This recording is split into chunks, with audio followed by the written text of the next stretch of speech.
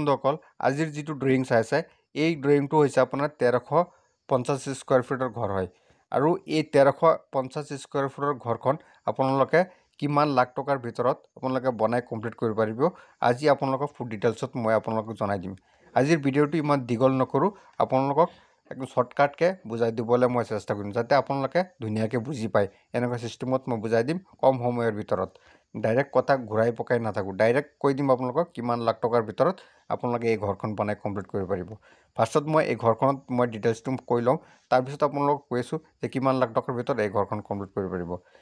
এতিয়া এই ঘৰখনত আছে আপোনালোকৰ তিনটা বেডৰুম তাৰ পিছত আছে এটা লিভিং ৰুম তাৰ পিছত আছে আপোনাৰ বাৰান্দা দেখা পাইছে এখন বাৰান্দা এখন তাৰ পিছত আছে কিচেন আৰু ডাইনিং আৰু আপোনালোকৰ এটাচ লেট্ৰিন বাথৰুম তিনটা বেডৰুম লগত এটা এটাচ লেট্ৰিন বাথৰুম আছে এই ঘৰখনত A to Z সুবিধা থকা এখন ঘৰ এই ঘৰখনৰ বহলটো হৈছে আপোনালোকৰ 33 আৰু দীঘলটো হৈছে আপোনালোকৰ 41 আপোনালোকে মনত ৰাখিব 33 আৰু 41 এতিয়া বন্ধুসকল মেইন পইণ্টত যাও যে এই ঘৰখন যদি আপোনালোকে 1350 স্কয়াৰ ফিট এখন ঘৰ যদি বনাব যায় কিমান লাখ টকাৰ ভিতৰত আপোনালোকে কমপ্লিট কৰিব পাৰিব এতিয়া আৰু এটা কথা ইয়াত আছে মাজত মই কৈ দিও যদি আপোনালোকৰ এই ঘৰখন যদি আপোনালোকে নিজে বনায় তেতিয়া হলে কিমান লাখ টকাৰ ভিতৰত আপোনালোক কমপ্লিট হ'ব আৰু যদি আপোনালোক কন্ট্ৰাকশন কোম্পানীৰ দ্বাৰা যদি আপোনালোক ঘৰখন বনায় কিমান লাখ টকাৰ ভিতৰত কমপ্লিট হ'ব আৰু এই ঘৰখনত আৰু এটা সিস্টেম আছে যে এই ঘৰখন মই টিং লগাই পেলাই প্লাষ্টাৰ কৰি পেলাই মই থৈ দিম কিমান লাখ টকাৰ ভিতৰত কমপ্লিট হ'ব আৰু যদি মই পুৰা ফুল কমপ্লিট কৰো কালাৰ লগালে ফল সিলিং লগালে গোটেই এটু যা টাইলছৰ লগে কমপ্লিট কৰো কিমান লাখ টকা খৰচ হ'ব মই আজি আপোনালোকক ফুল ডিটেইলছত বুজাবলৈ চেষ্টা কৰিম ভিডিওটো স্কিপ নকৰিব ভিডিওটো চাওক তেতিয়া হলে আজিৰ ভিডিওটোত গুটেইখিনি কথা বুজাই ক'ব কাৰণে মই চেষ্টা কৰিম এতিয়া বন্ধুসকল আসল কথা হ'ল যে 1350 স্কয়াৰ ফিটৰ যিটো ঘৰ এতিয়া এই ঘৰখন এটা ফুললি আসাম টাইপৰ ঘৰ হয় যিটো ডিজাইনটো আপোনালোকে চাইছে এইটো এটা সিম্পল ডিজাইন হয় আসাম টাইপ ঘৰৰ এখন সিম্পল ডিজাইন এই ডিজাইনটো যদি আপোনালোকে কন্ট্ৰাকশন কোম্পানীক আপোনালোকে দ্বাৰা যদি ঘৰখন বনায় তেতিয়া হলে হিহতে আপোনালোকৰ পৰা এই ঘৰখন বনাওতে 13 লাখ টকা ল'ব 13.5 লাখ টকা মান ল'ব ইয়াত আপোনালোকে এই ঘৰখন কমপ্লিট কৰি দিব আৰু যদি আপোনালোকে যদি নিজে ঘৰখন বনায় নিজে মিস্ত্ৰী লগাই যদি নিজে মেটেৰিয়েল আনি যদি ঘৰখন বনায় কিমান লাখ টকাৰ ভিতৰত কমপ্লিট কৰিব পাৰিব আপোনালোকে যদি নিজে বনায় মাত্ৰ 9 লাখ টকাৰ ভিতৰত আপোনালোকৰ ঘৰখন বনাই কমপ্লিট হ'ব আৰু যদি আপোনালোকে ভাবিছে যে এই ঘৰখন মই খালি টিং লগাই প্লাষ্টাৰ কৰি ফ্লোৰখন ঢালাই দি পেলাই থৈ দিম কিমান লাখ টকাৰ ভিতৰত কমপ্লিট হ'ব আপোনালোকে যদি এনেকুৱা সিস্টেমত বনাব মই জানাই কৈছো এনেকুৱা সিস্টেমত যদি বনায় মাত্ৰ আপোনালোকৰ 7 লাখ টকাৰ ভিতৰত আপোনালোক কমপ্লিট হ'ব আৰু যদি ফুল কমপ্লিট কৰিব বিচাৰে নিজে বনালে 9 লাখ টকাৰ ভিতৰত হ'ব আৰু যদি কন্ট্ৰাকশন কোম্পানীক যদি দিয়ে হেতো 13 লাখ টকা ল'ব তে কিয় আপোনালোকে ইমান টকা লছ কৰিব নালাগে আপোনালোকে নিজৰ ঘৰখন নিজে বনাব কন্ট্ৰাকশন কোম্পানীক দিব নালাগে আপোনালোকে ভাল এখন মিস্ত্ৰী মাতি পেলাই আপোনালোকে ঘৰখন বনাবলৈ চেষ্টা কৰিব কন্ট্ৰাকশন কোম্পানীতকে আপোনালোকৰ ঘৰখন ভাল বেছি হ'ব এটো কাৰণে হদাই কিছু কন্ট্ৰাকশন কোম্পানীক নিদিব আপোনালোকৰ মেটেৰিয়েল যিটো ঘৰৰ যিটো মেটেৰিয়েলত আপোনালোকৰ লগত বহুত গাদ্দাৰি কৰিব এটো কাৰণে আপোনালোকৰ নিজৰ ঘৰখন আপোনালোকে নিজে বনাব মেটেৰিয়েল নিজে ভাল চাই ভাল কোৱালিটি চাই মেটেৰিয়েল আনি পেলাই নিজৰ ঘৰখন নিজে বনাক ঘৰখন মজবুত বেছি হ'ব ভাল বেছি হ'ব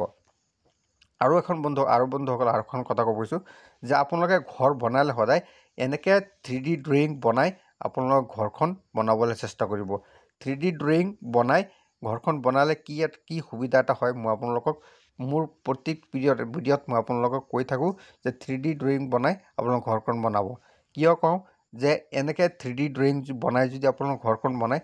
যেনেকে মই আপোনালোকে দেখা পাইছে স্ক্ৰিনত মই ধুনিয়াকে মোৰ ঘৰখন ইয়াত দেখিবলৈ পাইছো যে মোৰ ঘৰখন এনেকুৱা হৈছে বুলু তেতিয়া হলে আপোনালোকে ঘৰখন বনোৱাৰ আগতেই আপোনালোকে এনেকা 3D ত আপোনালোকে ঘৰখন চাব পাৰিব চাই পেলাই ঘৰখন বনাব পাৰিব তেতিয়া হলে মিস্ত্ৰীৰ কিবা অসুবিধা নহয় হিউ ইজিলি বুজি পাই যাব যে ঘৰখন এনেকা হ'ব বুলি তাৰ কিবা অসুবিধা নহয় আপোনালোকেও যদি 3D ড্ৰয়িং বনাই আপোনালোকে ঘৰখন বনালে আপোনালোকৰ অসুবিধা নহয় আৰু এনেকুৱা 3D ড্ৰয়িং যদি আপোনালোকে বনাব খুজে আপোনালোকে ইচ্ছা কৰিলে নিজেও বনাব পাৰিব অলপ সময়ৰ দৰকাৰ ট্ৰেনিং ল'বলৈ মানে অলপ টাইম দিব লাগে আৰু যদি আপোনালোকে যদি বনাব নাজানে তে মোৰ লগত যোগাযোগ কৰি আপোনালোকে এনেকুৱা 3D ড্ৰয়িং বনাই ল'ব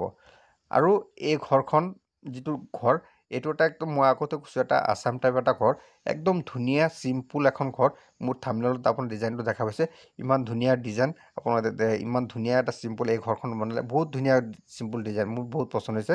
আৰু এই ঘৰখনৰ যিটো আপোনালোকে দেখা পাইছে এই ঘৰখনৰ যিটো ড্ৰয়িঙৰ আনকমন ড্ৰয়িং যিটো এই ড্ৰয়িংটো আপোনালোকে এনেকুৱা ড্ৰয়িং আপোনালোকে ক'তো নাপাব বহুত আপোনালোকে ইণ্টাৰনেট মাধ্যমত বহুত চাৰ্চ কৰিব চাব পাৰে এনেকুৱা ড্ৰয়িং আপোনালোকে নাপাব আৰু যিটো এইকেইটা এই যিটো ঘৰ আপোনালোকে দেখা পাইছে এই বেডৰুমকেইটা যথেষ্ট ডাঙৰ ডাঙৰ বেডৰুম হয় তিনিটা বেডৰুমৰ চাইজ আপোনালোকে দেখা পাইছে দুটা বেডৰুমৰ চাইজ একেই ডাঙৰ ডাঙৰ আৰু যিটো ফ্ৰণ্টৰ ছাইডত যিটো বেডৰুম আছে এই বেডৰুমটো অলপ সৰু এইটো আপোনাৰ 10-12 বেডৰুম হয় আৰু যিটো আপোনালোকে দেখা পাইছে এই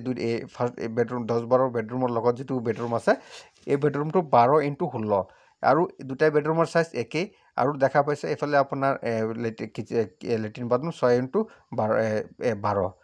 তেতিয়াহ'লে আপোনালোকে গোটেইখিনি বস্তু গম পালে ইয়াত আৰু যিটো লিভিং ৰুমটো কিমান বাই কিমান আছে আপোনালোকৰ ইয়াত স্ক্ৰীনত মই ডাইৰেক্ট দেখাই দিওঁ তেতিয়াহ'লে আপোনালোকে ভালকৈ বুজি পাব তেতিয়াহ'লে ভিডিঅ'টো মানে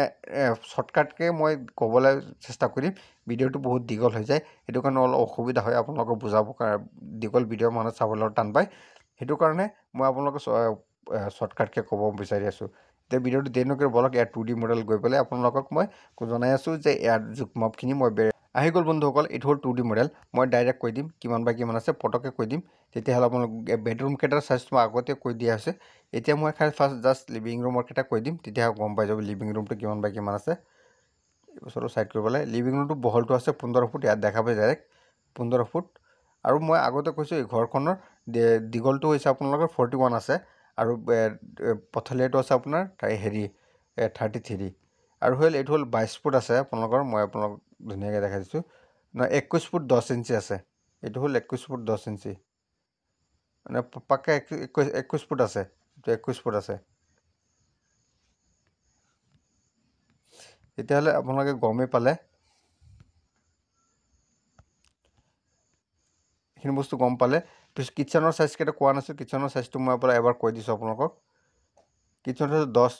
10 ইনটু এইফালে কিটচেনটো আছে 10 ইনটু 8 ফুট 1 ইঞ্চি অলপ সৰু চাইজৰ ভিতৰত ধুনীয়াকৈ কিটচেন আপোনালোকক বনাই দিছোঁ আপোনালোকক ডাইনিংটো কিমান আছে 10 ইনটু 8 ফুট 11 ইঞ্চি এতিয়া আপোনালোকে গমেই পালে কিটচেন আৰু ডাইনিংটো আৰু এইটো বেডৰুমটো মই ডাইৰেক্ট দেখাই দিছোঁ আপোনালোকে বিশ্বাস নকৰিব এইটো দেখিছে 16 ফুট 8 ইঞ্চি আছে আৰু হ'ল এইফালে আছে 12 ফুট এইফালে আছে 12 এইটো দেখা পালে 12 এইটো হ'ল 12 ভিডিঅ'টো বহুত দীঘল আহিছে বন্ধুসকল তেতিয়াহ'লে ভিডিঅ'টো যদি ভাল লাগিছে লাইক আৰু শ্বেয়াৰ আৰু ছাবস্ক্ৰাইব কৰিব আৰু যদি আপোনালোকৰ ড্ৰয়িং লাগে তো মোৰ লগত যোগাযোগ কণ্টেক্ট কৰিব থেংক ইউ